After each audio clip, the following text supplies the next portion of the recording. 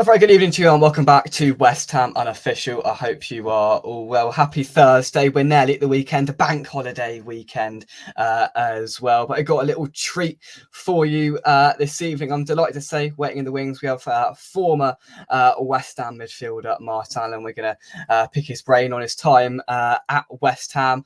So without further ado, let's bring it in. Martin, thank you very much indeed for joining me. How are you? Yeah, I'm very well. Thank you. Very well. Good stuff. Thank you for coming on. Hello to everybody watching in the chat as well. Before we get on to your playing career and all things West Ham, Martin, I want to start with talking a little bit about DT38, a charity that we both have supported. You attend the annual golf day to support the charity as well, alongside lots of ex-Hammers, and it's about promoting the message of the awareness of testicular cancer. So I just wanted to start with a message sort of from you about the importance of DT38 and why you support it and how important it is to get the message out there. Yeah, it is important. I'm DT38 with Dylan's mother, Tracy, to give them support and all the help I can possibly give for what I can actually do. I'm not really sure, but she's been really helpful to me. And I did have an issue a couple of years ago with a prostate problem. And within 48 hours, she'd put me in contact with the consultant that deals with urology, which is that looks after West Ham United Football Club. And he was very kind to see me the next couple of days after that initial phone call and done some tests and helped me. And thankfully, the results were okay. So, no, I'll always be grateful to Tracy, Dylan's mum, and DT38 and anything I do to help them. I would definitely do anything I could to help them, to be honest. No, absolutely. That's brilliant. Tracy's amazing in what she's done, and an inspiration to us all. How she's coped everything and built the sort of awareness that she does around the charity. It's amazing, as sort of shown by the golf days every year, bringing so many ex-Hammers together to raise that message. So, Martin, let's go on to your playing career. So, you started off in the west side of London at QPR. How did you initially sort of grow a liking to football? How did you get into it? And did you have like a sort of light bulb moment where you thought, I'm going to be a footballer, or did it sort of come naturally to you as you grew up?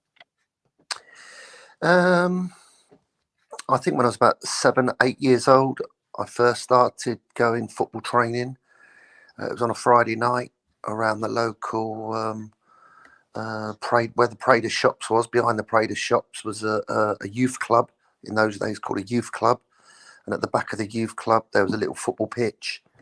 And at the back of there on a Friday night from something like 6 till 7, used to be football training for the local boys football club. It was under 11s then, and there was no under 8s or under 9s or under 10s. So I was 8-year-old training with boys much older than myself. But I was into football. My dad was a footballer, and then he went on to be a coach and a manager. And so it was kind of partly in the family. And then I was playing a few years older than myself and got picked up playing for Reading schoolboys.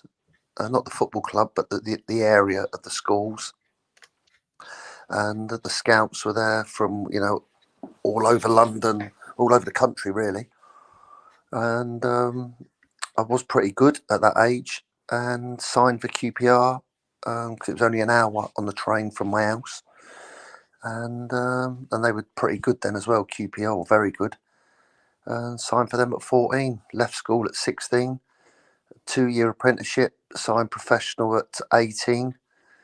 And then got into the first team when I was 19 at QPR, or just nearly 20, I think it was.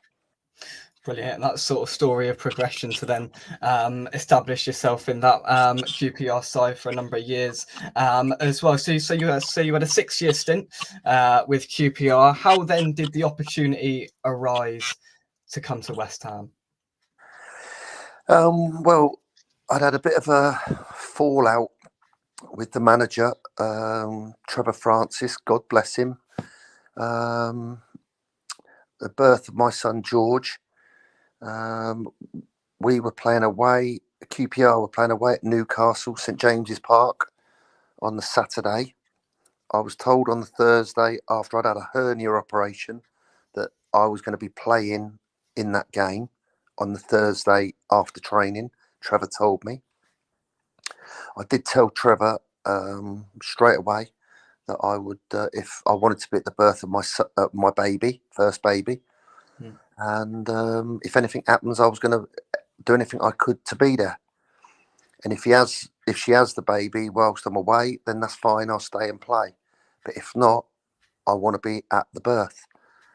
So George, my son, was born at 11:30 on a Saturday morning at the Royal Berks Hospital in Reading, and I'd left Newcastle in the hotel at 6:30 in the morning on the Saturday morning because she was in labour. And I flew home. I told the assistant manager, and he okayed it. He was fine with it. Peter Shreve. QPR won 1-0. And then on the Monday, I got a 2-week wages fine. And after that, I didn't really get on with Trevor, the manager. God bless him. And soon it was clear that I was Arsenal would come in for me with David Seaman, the England goalkeeper, to go to Arsenal to play for George Graham, who had actually been my youth team manager at QPR.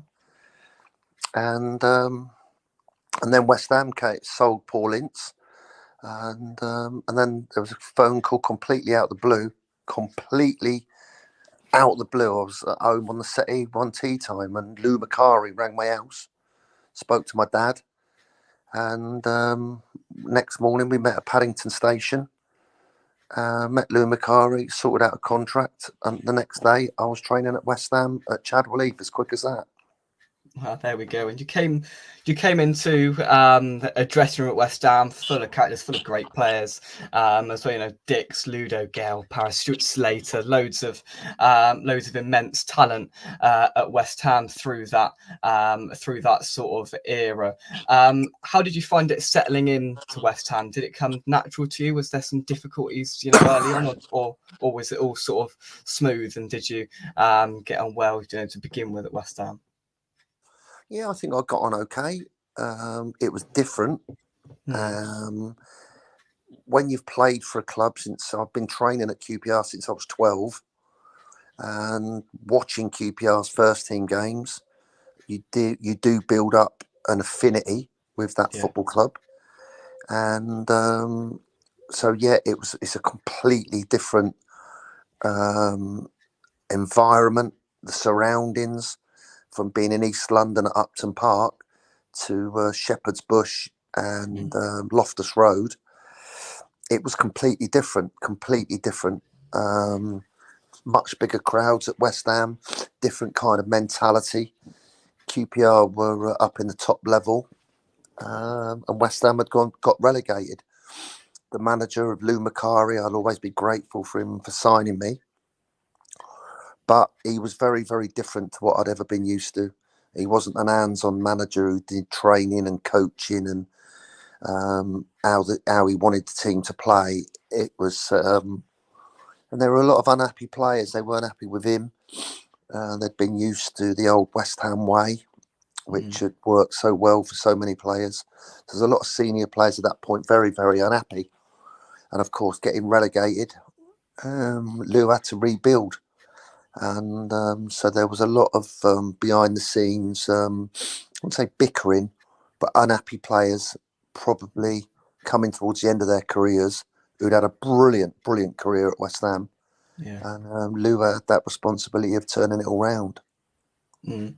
Absolutely. I mean, because Lou had the had the job of following the great John Lara at West Ham, and when you speak to West Ham fans, when you say the word Lou Macari, it's it's not met with great sort of satisfaction. He wasn't at the club for a long period of time, but of course you're grateful for him for bringing you to West Ham. He was only there at a short sort of stint, but did he have quite a big impact on your career, obviously bringing you to West Ham? Well, he didn't say much. Right. He didn't really say much. I'll always be grateful for him signing me. Both my parents were from Dagenham, and I was brought up in Reading on the other side of London, where my dad had signed for Reading. So all my family all supported West Ham. Where I lived over there, no one in Reading, no one supported West Ham. So it was a complete contrast. But I used to go back every once a month with my mum to see everybody in Dagenham and Basildon and Romford. You know, that whole length of road where, you know, all the family lived. So I had a good knowledge of it, and I knew where West Ham's ground was at Upton Park. So going back there, it was, for me, it was, and my family, it was like a dream come true. So I'll always be grateful to him. But I think he found it a little bit difficult because he didn't have any of his own staff either. He inherited all the West Ham staff: Ronnie Boyce, Tony Carr, Nick McGivern, maybe one or two others, which I hope I haven't forgot, but probably have. And it made it difficult for him. And it was, you know, there was a complete contrast in styles. So that wasn't straightforward, that's for sure. Yes, yeah. So can you sort of understand like the why? I mean, as you said, some players weren't too happy, and the fans weren't particularly happy. Obviously, you know, relegation and a big change, and you know, not a lot of people like big change, especially like that. And yeah, that it was sort of met with not a lot of happiness from what sounds like some of the players that have been there previously, and the fans as well. So in a way, was that sort of difficult to contend with coming in, or obviously that was a short stint right at the start, and then Billy Bonds came in. So how did it then change from that moment on? Was there sort of like a moment where you thought, right, this is getting better when Billy Bonds came in? Was that the sort of feeling, or did much change in the dressing room? I think just before we move on from Lou, I think it's very important to mention and recognise and applaud the signings that he made, because he also signed Ian Bishop and Trevor Morley. They both were fantastic players for West Ham. He signed Ludek McCloskey, fantastic goalkeeper for West Ham. He signed Jimmy Quinn, good left-sided centre forward who scored goals for West Ham, good player. He also signed Colin Foster, which we all thought was a really good signing from Notts Forest. But unfortunately, he had a bad hamstring, but he was also a really decent player. So as much as we could props knock Lou Macari, he did bring in some really good players, and I think that should be recognised.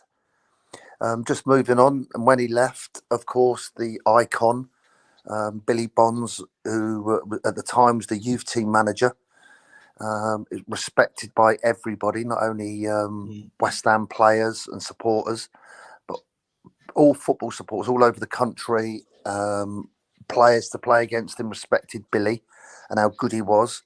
And when he was youth team manager, we used to watch him in the gym afterwards, smashing the punch bag with no shirt on, absolutely ripped, sweating buckets. He was always polite, always well spoken, always nice to talk to. He was honest and seemed to do a good job with the youth players.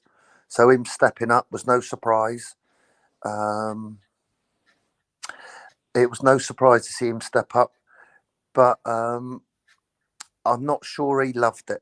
I'm not sure he actually loved it. He liked to be in the background. He liked that wasn't his role, fronting it up and being the face and the banter that you have to do to the media and to everybody else. But what a great bloke to work for, great person to be around, and yeah, I just I loved it with him. Loved it. He's just an icon. Icon. You couldn't give him a better word than icon. I don't think. I know it's only 4 letters, but it's he's worth a lot more than that. That's for sure. He is, when you go to the London Stadium, all you've got to do is look up and see the stand named after him at the London Stadium. And yeah, I think icon is a brilliant way to describe him. A couple of people joining us in the chat live. Sharky says, "I'm a patron on the West Ham Way. Mad Dog does a podcast every week with X. He's great value." So you've got a fan there that Martin. I know you enjoy doing that with X, and there's plenty of people that enjoy you doing it as well. Yeah, I have. It's great fun doing it with X and with Dave. They're really ardent West Ham supporters. Absolutely. He's got great knowledge as well, X, behind the scenes to, I don't know how he does it, but pull it all together of all the information and knowledge of players coming in, players going out. And no, they're both really good people. I love working with both of them. And the West Ham Way events that he's talking about, they're also great fun on match days. So, yeah, I've been very, very lucky. Brilliant, absolutely brilliant. Let's backtrack slightly to your first game at West Ham, a debut goal against Plymouth. Talk me through that moment. So your first game wearing claret and blue, I mean, scoring. I mean that can't be bad. A perfect way to kick off life in claret and blue. Yeah, it was. It was something that my dad had taught me as a schoolboy, playing on the pitches, the council pitches in Reading. Start on the penalty spot, and when he's kicking it, your run is straight at the near post stanchion, if that makes sense. Near post stanchion. And we'd watched on the TV Brian Robson, who wasn't the biggest, but he used to sprint as fast as he could from the penalty spot direct into the stanchion, and anything that landed in there and anything that got missed at the near post, my dad had taught me that you were going to be the one that gets it. And that's exactly what happened. It was whipped across the near post. They all missed it at the near post. It fell on that 6-yard box. And my God, I had a diving header straight into that top corner in stanchion. What's that called? The North Bank there, I think. And oh my God, I was stood there with all those people right in front of me, all swaying, and it was an amazing moment, amazing feeling.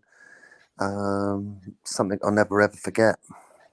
Brilliant. Doesn't get much better than that. Also in '89, I was surfing through and having a little gander last night with a decent League Cup run, and you scored in one of those games, and the name Wimbledon popped up, and I think, well, Wimbledon, back in the day at Upton Park, it was a Tuesday night as well. I thought this has got the ingredients of being a pretty special night. What memories do you have from that night, scoring the only goal of the game, putting us through to the quarterfinals, I think it was, of the League Cup at that point, getting one over on Wimbledon? What was that night like in the League Cup?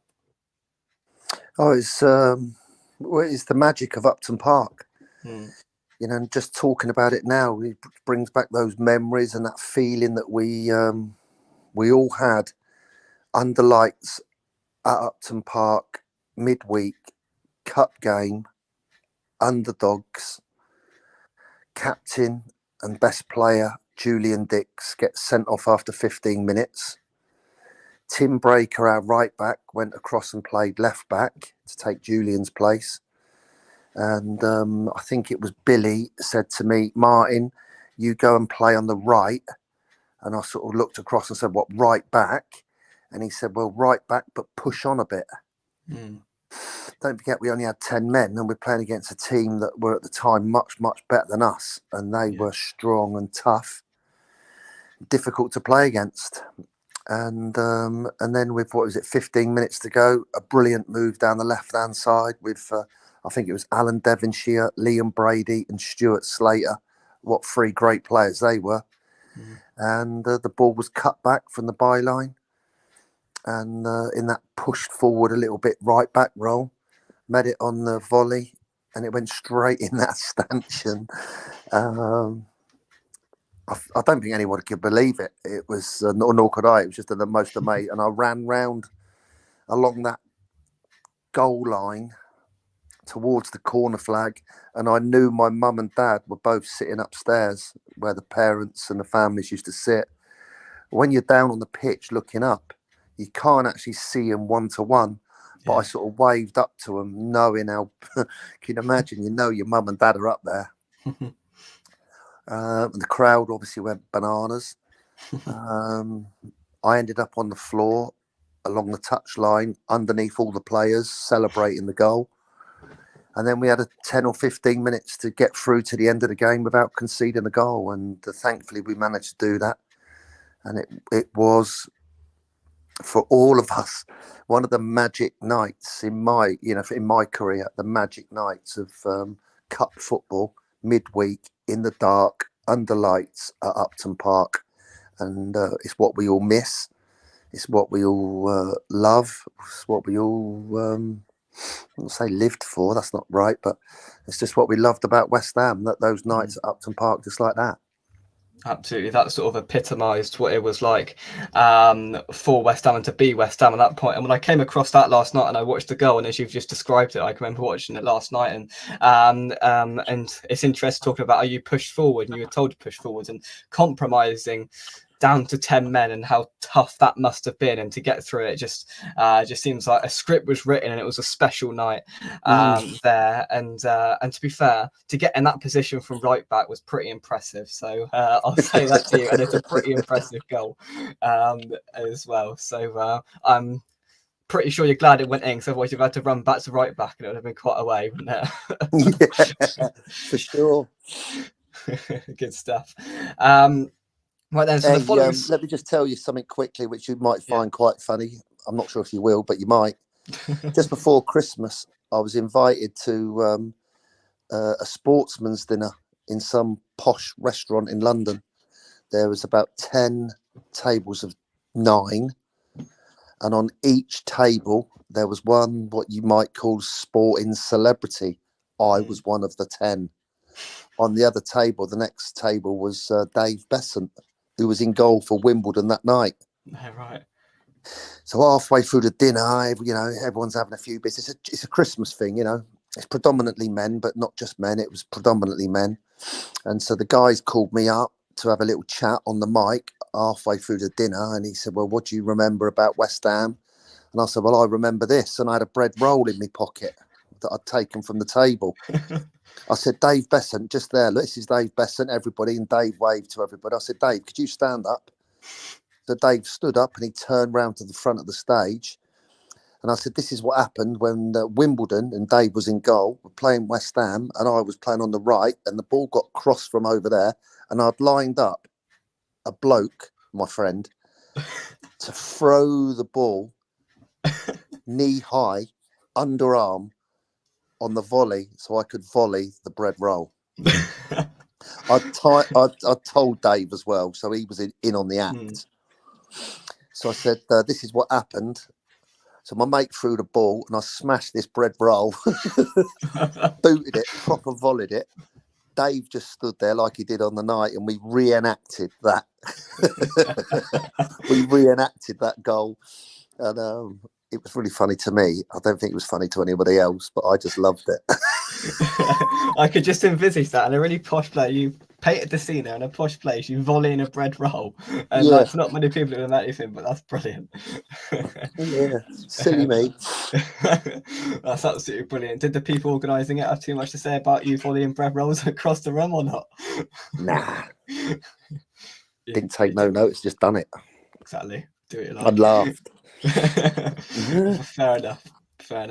So the following season saw promotion back to the top flight, which of course we were hoping for as a club. What can you recollect from that journey through the season? Because it's tough getting out of the second division back up in to the top flight of English football. It doesn't just happen overnight. It's of course over that long period of time of battling and getting back up in. How important was of course that priority, and how good did it feel when we finally got promoted back up again? Because that must have been the ultimate goal. I think that was the season. And I'm not very good at dates and times and all that sort of stuff, I've got to admit. I think it was the year that I was picked from the PFA Team of the Year, which is your fellow professionals that you play against, voted for me in the Team of the Year for that division. which I've got to say is the biggest honour as a player I've ever had. I never expected any other player to say that I was good, and let alone to say that I was the best player, best midfield player in the division was an accolade. I've never ever spoke about it, I don't think. It just seems, even now, talking about it is a bit weird. So for me personally, it was the best season of my whole career to be picked out like that, recognised, and I think I've scored quite a lot of goals. At one point, I'd scored 7 in 7, which for a central midfield player was quite sort of unique. Very good. Yeah. It was just a magic. It was magic. The fans, it got everybody back on side, and all of a sudden, we were back moving forward, and the play, for the previous year, it had been a bit dull, a bit dead, lack of energy and enthusiasm. They weren't happy, and then that next season it really picked up. That's for sure. No, absolutely brilliant. So there's a few people comment in the chat about a day at Arsenal, a day at Highbury. Now I also saw this last night. I was having a little gander through, and of course, immediately a win against Arsenal alerted my attention. I was like, right, I'm gonna have a little look at this. A gift for Trevor Morley to open the scoring, and then a certain midfielder pops up with the ball. I think it was 2-on-2, the commentator said. Picks the ball up, runs forward with it, and then all of a sudden a 30-yarder into the top corner, and I see a sea of claret and blue at Highbury right at the end as West Ham beat Arsenal 2-0. Talk us through that day, because I watched the clip and it seemed pretty special watching that. And what a goal, by the way. Yeah, it was special for a few different reasons. A few days before that game, my dad had rang me and asked if I could get an extra ticket for my uncle Charlie, who lived in Gidea Park, to meet him at Highbury, because he's always, God bless Uncle Charlie, he's passed now, but I think he was in his 70s when this happened. He'd never been to watch Arsenal, and he wanted to watch one Arsenal game in his life. So my dad met, and I said yes, and I got him the extra ticket. And also my son George, who was about 4, was going to come with my dad to Highbury to watch me play. So now there's 3 of them. My dad, my son George, my dad's Dennis, by the way, son George, and Uncle Charlie. When we pulled up at Highbury, outside those big, black, shiny wooden doors, with the 2 commissioners in their black suits with hats on that were white, peaked caps, and bronze coloured buttons down the front, absolutely immaculate. Just on the side of that, those 2 front doors, as we pulled up on the coach, I was sitting near the front on the left hand side, and there was my dad holding my son next to my favourite Uncle Charlie. As I went down the stairs of the bus, I went to the left instead of going straight up the stairs, said hello to my son, said hello to me dad, obviously, and gave me Uncle Charlie a big hug. Gave him the free tickets, said see you later. Went into the dressing room, came out for the warm-up, and I was the first out. And behind the goal, just to the right behind the goal, I could see my dad, George, and Uncle Charlie. From the edge of the 18-yard box, I waved to them before we started the warm-up, so I knew roughly where they were. Yeah. Anyway, as it fills up, there's 5,000 West Ham supporters behind the goal. The game happens. Trevor Morley got a lucky goal. And as we all know, I don't know what happened, but that run, I think, was from about the halfway line. Yeah. And then that shot, as you said, from 30 yards, went into that top corner, into the stanchion, going away from the goalkeeper. Something I'd practiced, by the way. That wasn't luck. And then all you can see is people, it's like a haze of people you can't actually identify. So I couldn't actually see my dad, George, and Uncle Charlie, but I knew roughly where they were. And as I ran down that way, I was looking for them, and I did that dive in the corner to celebrate so they could see it.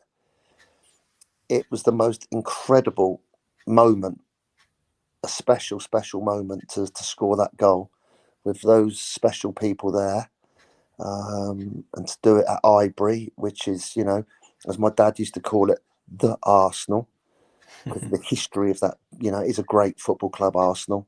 It was a special place for me to do it. And of course, scoring against Arsenal, because the manager of Arsenal was my former youth team manager, George Graham.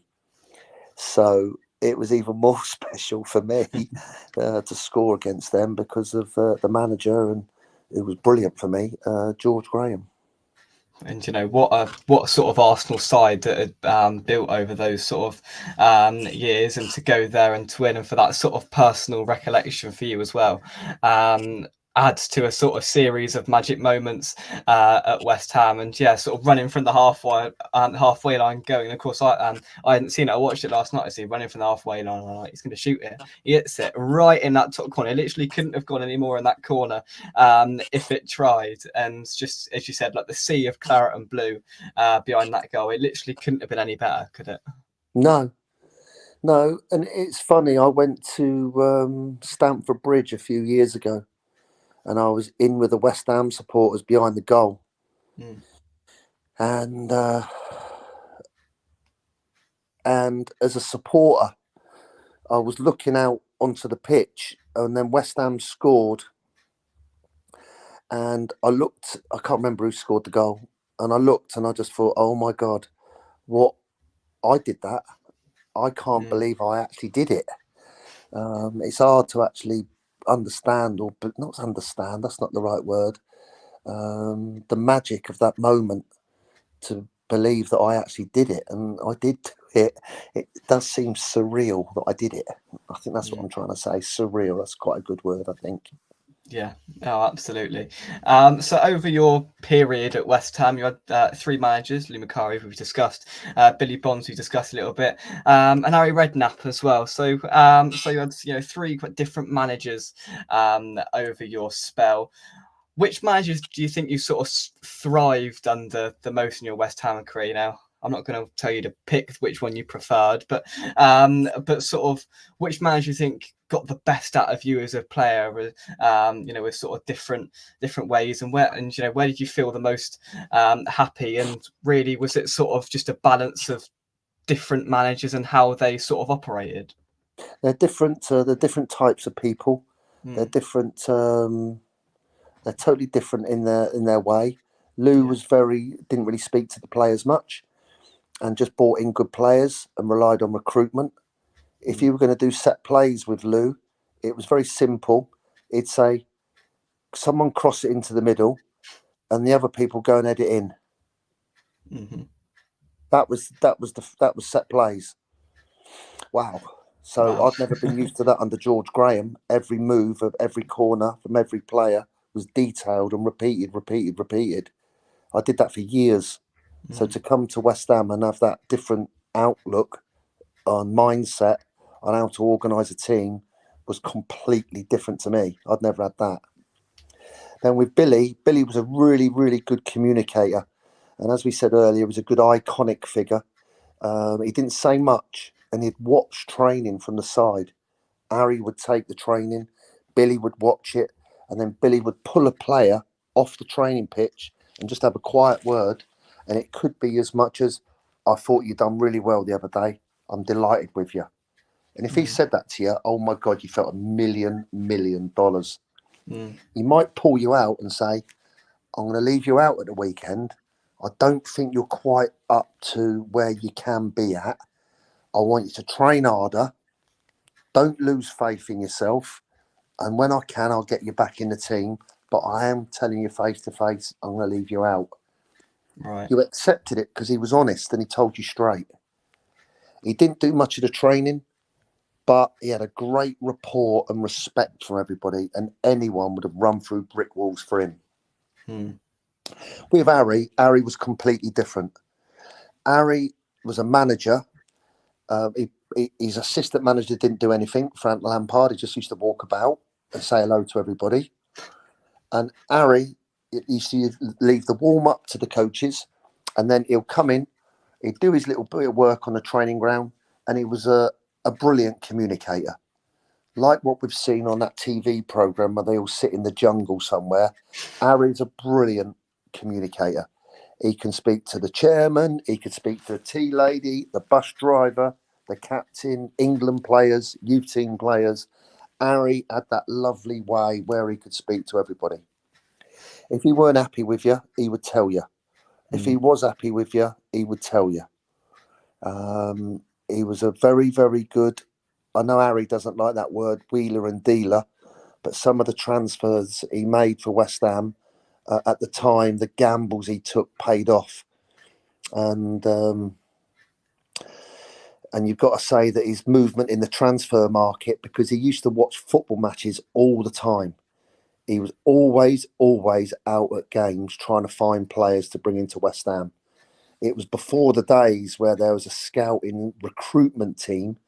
The recruitment team was a few of Harry's mates and Harry. Right, that was the recruitment team. And Harry used to find players and bring them in. And God bless, he'd done a good job. And when it came to it, I remember the phone call when he said to me, we've had an approach from Portsmouth. They're paying a lot of money. And you're not going to get a new contract at the end of the season, so it's best that you go and work there. And I'll always be grateful for him for his honesty and letting me go at that point, because it was good for me, good for my family, and he was good for me. He was good for me, and I learned so much from him. I learned so much how to deal with players, how to deal with people. He was very, very good, very, very good. It's interesting the way you sort of like described how Harry handled your departure from the club, and like sort of how upfront, and you mentioned the honesty there. In that, does that sort of like resemble the man that he is, and how he sort of operated? Being very honest, ringing you up and saying, "Look, we've had an offer and it's a lot of money, and that's it." And obviously, you prefer that as a player, being kept in the dark about it. Did that sort of sum Harry up as a man, as a manager in that way? Yeah, I think so. Yeah, he had that. But he could also convince you that you're a really good player just by a few words. What do they call it? The gift of the gab. He had that. And he was a master at it. He was a master. And for a football manager, you've got to have that. You've got to have that communication. And Harry was, if he didn't like you as a player, you would know it. He told Put you, it like that. You would know it. He wouldn't have you training. He'd tell you got to train with the other team. You'd be training over there, and he would do all he can to try and make you uncomfortable and get you out. But generally, I'd think most people would say that he done well for their careers. I think they would.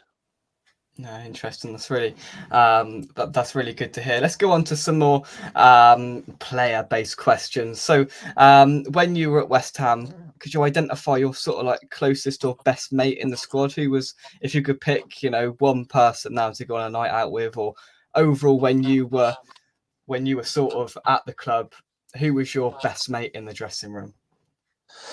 Kevin Keane. We used to travel from the other side of London. So if you round towards Heathrow, not as far round as Heathrow, but just before Heathrow on the right-hand side, there's a couple of nice little villages. And I moved there. He already lived there. So we used to meet up in the morning, drive in together. After training, get something to eat, get in the car and drive back home. And we were together for all those years. His dad used to be a manager and a player, as did my dad. So I was always interested in coaching and training and how to win games, and so was Kevin. So we used to have a lot of detailed, heavy chats, and we got to know each other really well. And he's from Wickham, and I was from Reading, so we're not that far apart. And we both had a similar outlook into being footballers, the training that it took when we were young, schoolboys to be footballers. We both had a similar drive that had come from our parents or from our dads, really. So, and now, and I'm an ambassador now. Luckily, I'm they've picked me to be an ambassador. And Kevin, I get to meet him. We sit and watch the matches together now at West Ham at the what I call the West Ham Stadium. We sit and have a chat, and it's great seeing him. And all through our careers in management and coaching, I've always chatted to Kev, or Kev's rang me, I've rang Kev. And if we don't speak to each other for 10 months, we could pick up the phone and it would just be as it was left off. Which is, you know, he's a really, really good coach, a really good person. And yeah, he's very special. That's brilliant. What if you could identify one? Who would be your toughest opponent you faced in your career? It might be when you face a team and you think, oh, I've got to face so and so today. Did you ever have that with a player? Who was your toughest opponent in your career? I'm not sure who that would be. This another once, and I couldn't get near him. He was Who is that? Sorry, we just lost you there. Sorry. Glenn Hoddle. He was playing for the team from North London. Yeah. And my job was to mark him and stop him.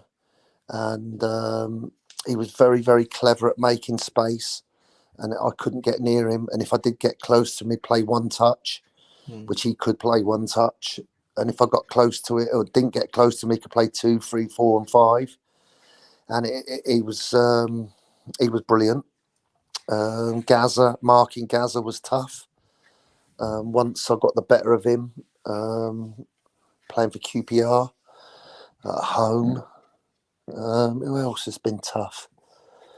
And then one player for Coventry City called Mickey Ginn, a little central midfield player.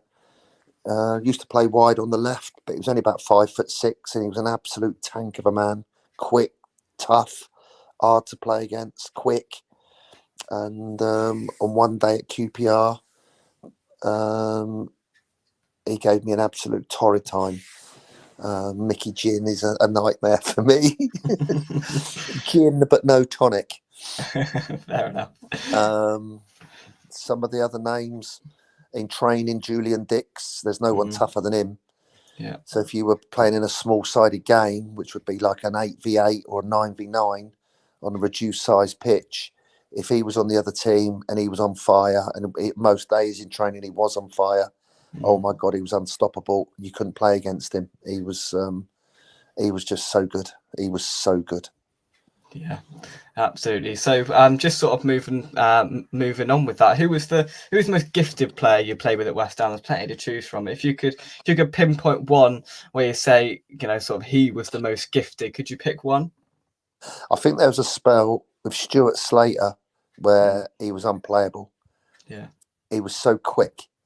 He was just in training, flipping heck. You couldn't get near him. He was too quick. He was absolutely so quick. I think he would have to be up there. Because Liam Brady, of course. I didn't play with Alan Devonshire when he was at his best. Right. But even when he was, coming towards the end of his career, when I was at West Ham after his injuries, he was still quality. Liam Brady could do things that were just sublime, although by that point he'd lost his pace that he had, because he was just one of the best players ever, Liam Brady. Who else was there that was really good? Julian Dix, he would have to be in there because he was just, another great player. He was a left back, but he'd play midfield, he'd play up front, and he just went where he wanted. And he had so much self-belief, so much confidence, arrogance. He was arrogant, and I just loved it about him. Yeah, brilliant.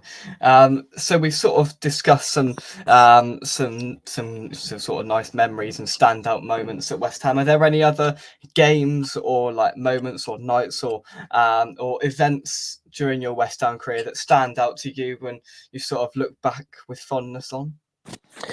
Yeah, that semi-final against Notts Forest at Villa Park.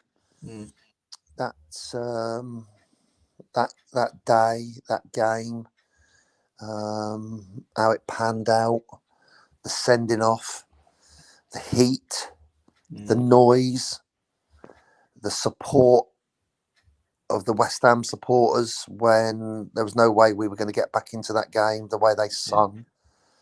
In the face of adversity, they stood up and sung. And I don't think I'll ever forget that. I'll never forget that.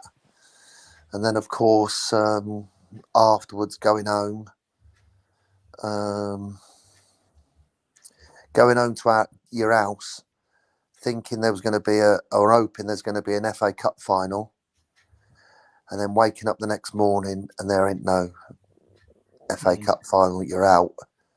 Yeah. The dream of playing an FA Cup final. Oh my God.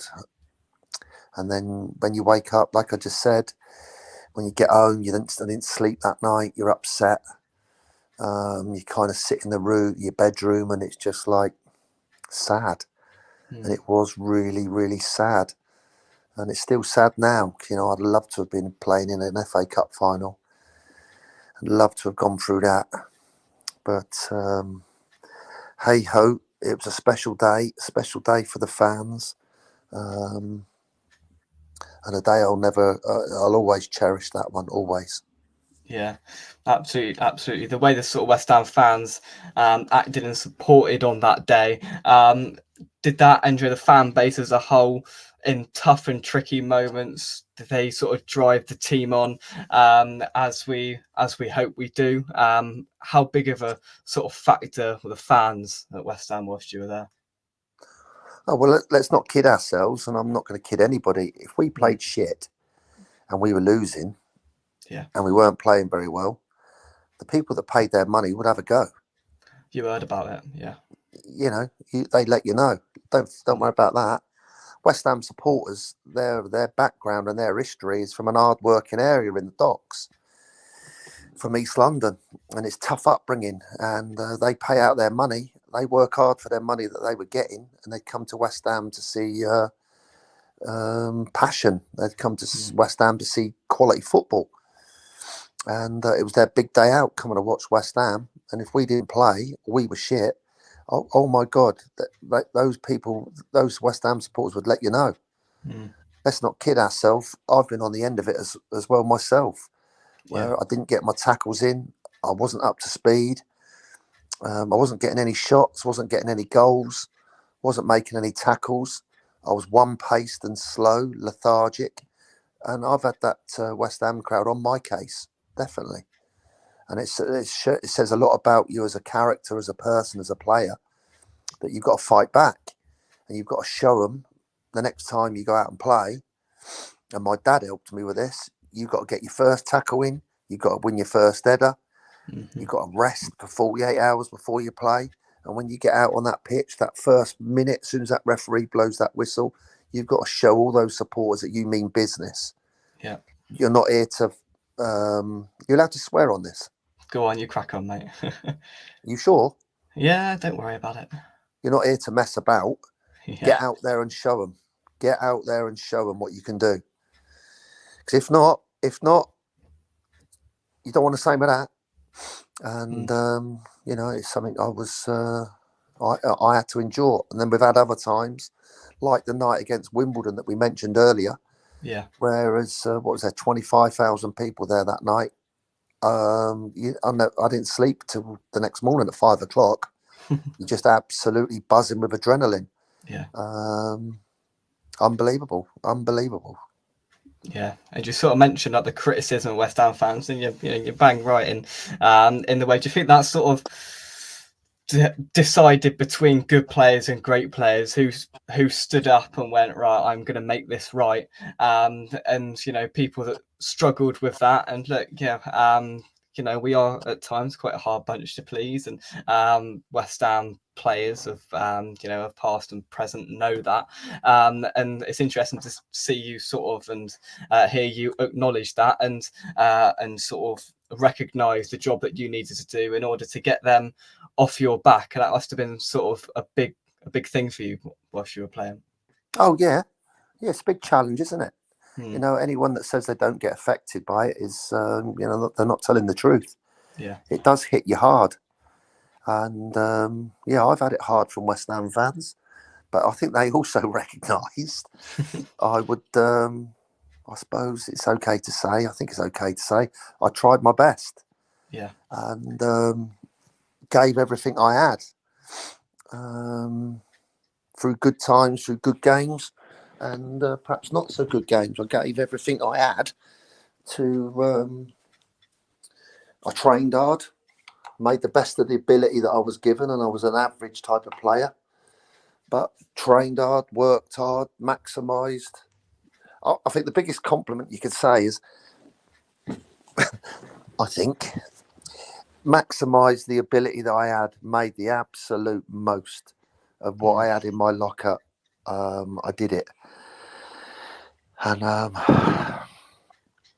I'm very proud to be able to say that. And I don't say that very often, but I'm very proud to be able to say it's. I had the best of what I had, what ability I was dealt with, born with. I don't think I could have done any more, really. Yeah, no, it's brilliant to hear. A couple of people reminiscing on that night that you mentioned, or that day at Villa Park. Of course, Billy Bond's Claret and Blue Army echoed round Villa Park that day, and just a couple of just Keith Hackett moments as well. Broke my Kent Hammers. Keith Hackett broke my heart as a 9-year-old. Sending Tony Gale off, of course, and just sorry to interrupt you, but I've met Keith Hackett in one of my little jobs that I do, and Keith Hackett apologised to me. Did he? For the error of sending off Tony Gale. Yeah, he apologised to me.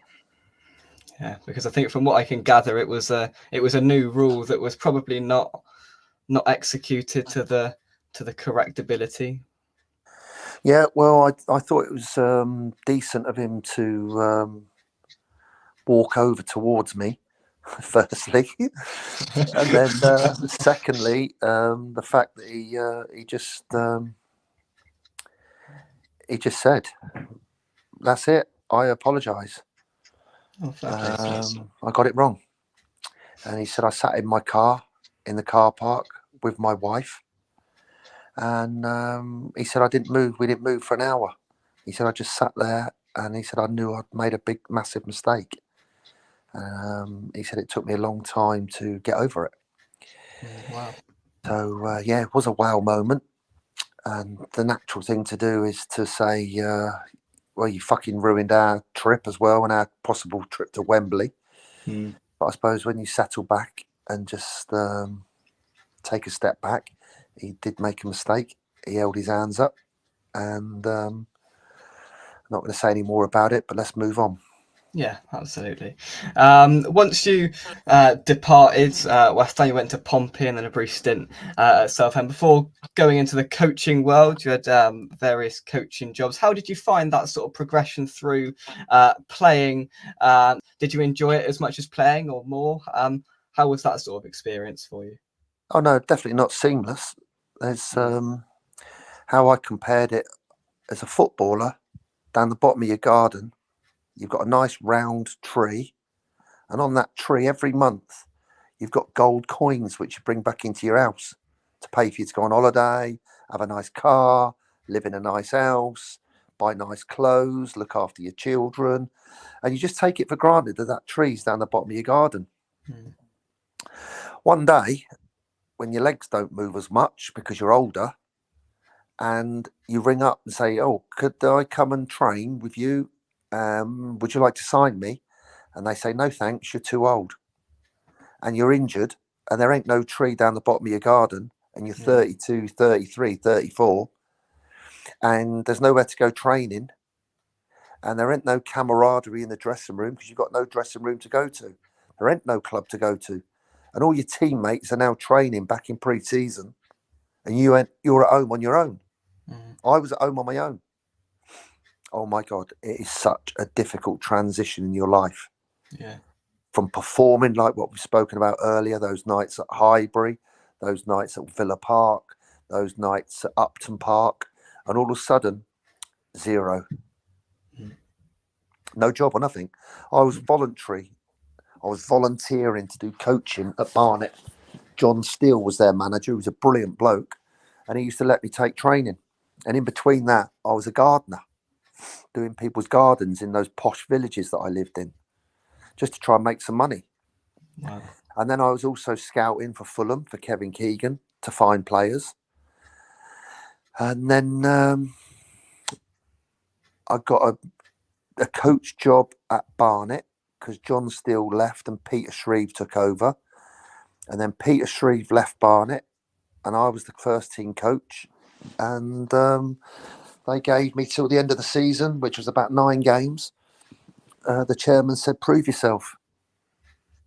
Oh my God, I had 2.5 months of pressure, thinking how this is going to be, how am I going to make a living for the rest of my life? And now this was the door that was slightly open to give me that chance. Thankfully, the results went really well. Thankfully, the team played really well. The crowds went up. We had a real good team spirit. And the chairman gave me a 1-year contract. And from there, it just went on and on. And luckily, no, I'm not sure it's luck. I got a job at Reading as assistant manager with Alan Pardew. And then manager at Barnet. And then from Barnet went to Brentford, kept them, stopped them getting relegation when it looked like they were getting relegated. Then had 2 years getting to the 5th round of the FA Cup with Brentford, who at the time were looking like they were going to get relegated to Division 2. It was an amazing few years. It was incredible, from having no job and working voluntary at Barnet and doing people's gardens. Within 4 or 5 years, I was manager at Leicester in the Championship. All happened so quick. No, it's probably 6 years, I think. So I had a year at MK Dons, 3 years at Brentford. Yeah, so it all happened so quick. Yeah. Total transition in your life from worrying about how you're going to buy your food and pay the mortgage to all of a sudden it was the jackpot. Can you imagine being manager of Leicester? Unbelievable. Didn't last long, but it's still a fantastic achievement in a short space of time.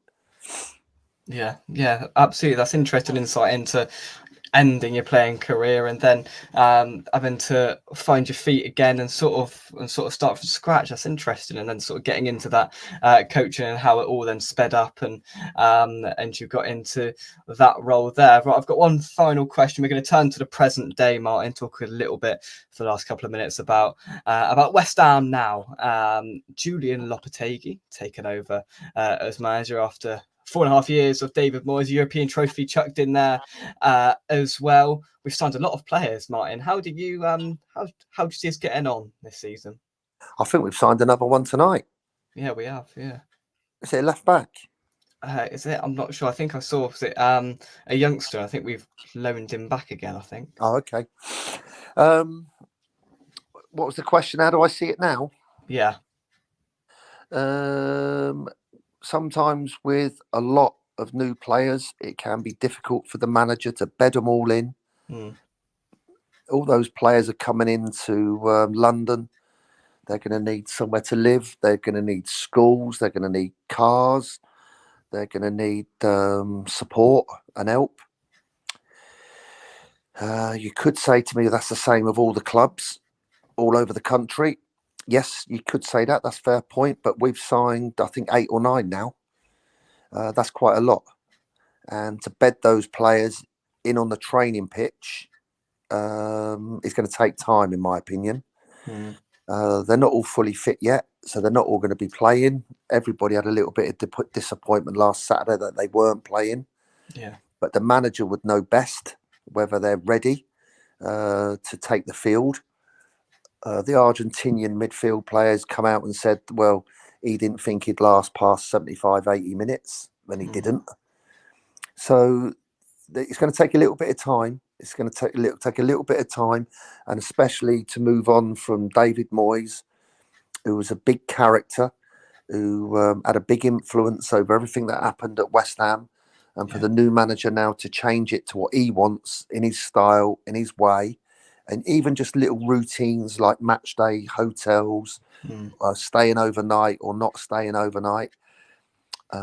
all little things that the manager will be trying to implement into this group, and of course build some unity, team spirit, camaraderie and respect of your teammates in that dressing room day in, day out. It's going to take a little bit of time to do that, and it's going to take us all time to be patient, support him, support the team, and hopefully over the next couple of months, next couple of months, not couple of weeks, we'll see a step up in performance, and hopefully the manager can get what he wants. No, I hope so. I hope so. You know, patience is the key word, and you know, a lot of players, we had that. You know, we've had that a couple of years ago when we signed loads of players. We signed all the Paquetas and all the rest of it, and it just took time for them to bed in. And I think this is what's gonna happen again, and we've just got to be a little bit patient and you know, not call for his head after 3 games when potentially things aren't going to plan. Just some comments before we wrap things up. Kent Hammer says, "Give 100%. If you get your shorts dirty, dig in, play for the guys, play the ball on the floor for the fans. They will love the play. You've got to give them as much on the pitch as the fans do on the terraces." And people echo in the West Ham way, which we talked about a little bit earlier on. You know what the fans expected. Mark says, "Standing on the chicken run. I love watching Martin get stuck in. He's a true hammer and always will be." Now here's a question: who is the best ex-West Ham player golfer? And Martin, you can say yourself if you like. Oh no, it's not me. I think it's John Moncur. He is absolutely outstanding. I think his handicap's something like 2. Right. Which means he goes round in 2 over par. Yeah. He's a fantastic player, absolutely fantastic. Yeah, Julian hasn't been playing for quite a while, so it's been John Moncur is the best player. He's the best that I know anyway. Yeah, there we go. Brilliant. Martin, thank you very much indeed for an hour of your time. Anything you'd like to say before we wrap things up?